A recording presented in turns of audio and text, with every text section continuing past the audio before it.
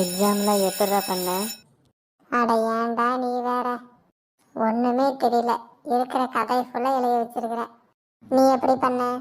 நான் ஏதாவது தெரிஞ்சதை வச்சிருந்தேன்டா. ஓகே ஓகே, சரிடா. நாளைக்கு கிளாஸில் வந்து பார்ப்போம். பாய். சரிடா, நாளைக்கு பார்க்கலாம். இவனுங்க ஆளைய காணோம். கிளாஸுக்கு டைம் வேறு ஆச்சே. Good morning students. Good morning ma'am. எல்லாரும் இன்னைக்கு ஸ்கூலுக்கு வந்திருக்கீங்களா?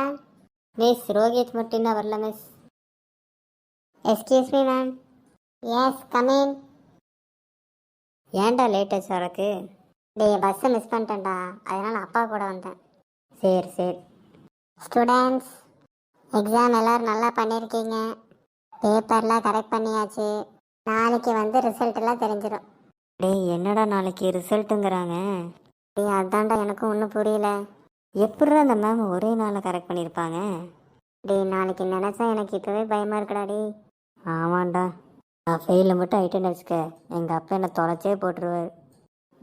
ஆமாண்டா. டேய்,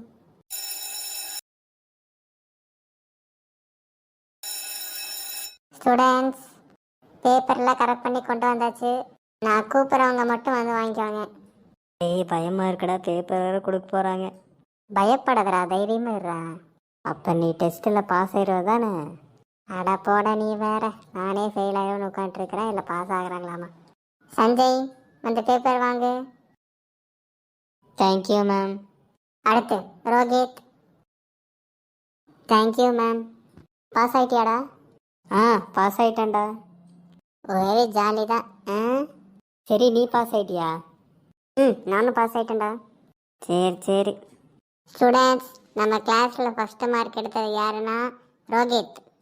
அட பாவி, ஏன்டா தெரியாது தெரியாதுன்னு சொல்லிட்டு ஃபஸ்ட்டு மார்க் வாங்கி வச்சிருக்க? அது வந்துடா, எப்படி மேம் போட்டாங்கன்னே தெரியல. நான் கதை தாண்டா எழுதி வச்சேன்.